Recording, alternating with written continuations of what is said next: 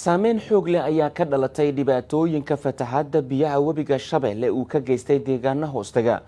degmada Mahaday ee gobolka Shabeellaha Dhexe, degmada Jowhar ilaa iyo degmada Balcad oo gobolkaasi ka tirsan. Qoysas ayaa ka soo barakacay guryihii ay ka deganayeen tuulooyin hoostaga degmada Balcad, waxaana ay soo gaareen deegaanada aysan fatahaadda webiga Shabeelle aysan saameynta ku yeelan. haddaba dadka deegaanka ayaa codsanaya in wax laga qabto dhibaatooyinka fatahaadda biyaha webiga Shabeelle uu ka geysanayo deegaano dhowr oo ku yaala degmooyinka Balcad, Jowhar iyo Mahaday. haddaba xaaladii ugu dambeeyay ee dhibaatada fatahaadda biyaha webiga Shabeelle ka soo gaadhay deegaano hoostaga degmada Balcad waxaa warbixintan noo soo diray wariyahayaga Ibraahim Cali Nuur. kadib fatahaadii webiga Shabeelle uu ka geystay deegaano ka mid ah gobolka Shabeellaha Dhexe, waxaa kordhay barakaca qoysaskii deganaa tuulooyinka webiga uu ka fatahay, kuwaasi oo u barakacay intooda badan degmada Balcad ee gobolka Shabeellaha Dhexe.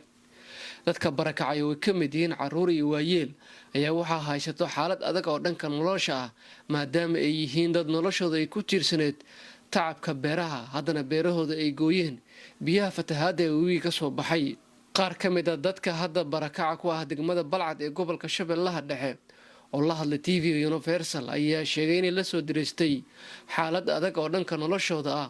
waxayna codsadeen in gurmad bini'aadanimo loo fidiyo. biya isoo barakici biyo iyo baahi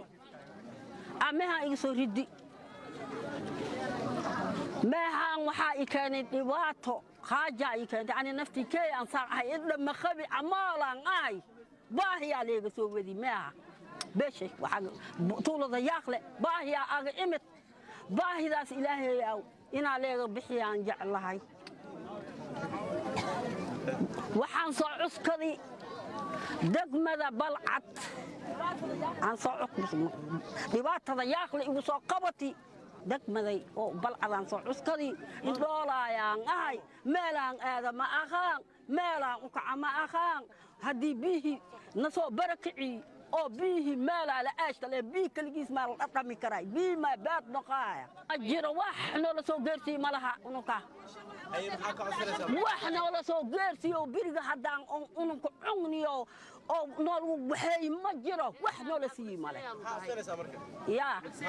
waxaan cuskaa wax nafteenu nooleeyo oo anigana alxamdulillah ku iraa oo dadkii isiina ku shukriyo oo ku mahadiyaan rabay baahiya isoo dishi aniga oo dadkii dhanna qaajada iga baxan qaaja isoo dishi anoo amaal calay soo gaamiya inta leekani naxariis inaan ku helo waaye bad ma haysti xabad ma haysti saan socda iga biswaay gooda daamba dada isoo sii subcigan taanaan hasta male anoo dhabaa soo socda ilaahay wijigiisa naag isoo siibti ay tiri hoo anoo inta soo socdo oo dad isoo wado u leew soo wado taana leesoo sii male on hasta male dadkii barakac meeqay gaarayaan 500 waa gaaraynay oo soo barakacni hadda heryaaqlatiin oo heryaaqlanay khayr laa ku siiyo oo kaaga sheekayha ugu dheer horta biriga masiibo rabaani ah ka dhacday maanta dhan hadda biriga alxamdulillah dhibaatadaas waa iska taalib beled male beer male iyadoo saas tahay muku dheer intaa meel aw kala deganayo guuri yaa biriga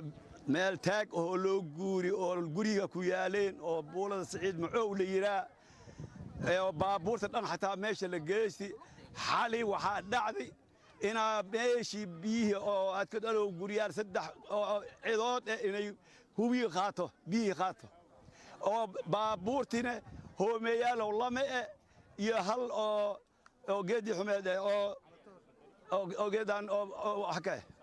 oo xoog leh magaceediyada Cabdibilaan dhihine adiga saddex baabuur inay biyaha soo qaatay iyo inay motor oo suuxan dooman la qaatay oo meesha iyo birooshin la qaatay oo meehi biya meeha oo socod saas loo dadayoohayo taasa ka dhacday ilaahay dhibaatadaasa ka dhacday alxamdulillah ilaahay yaa lagu shukriya ilaahay umadiya muku dheere beledka weyn oo muku dheere la leeyahay.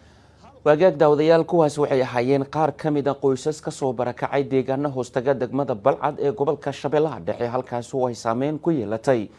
fatahaad biyaha webiga Shabeelle uu ka sameeyay. hase yeeshee dadkan ayaa dalbanaya kaalmooyin bini'aadanimo oo degdeg ah sida warbixintaasi aad ku daawanayseen ee wariyahayaga Ibraahim Cali Nuur uu Jowhar inoogaga soo diray.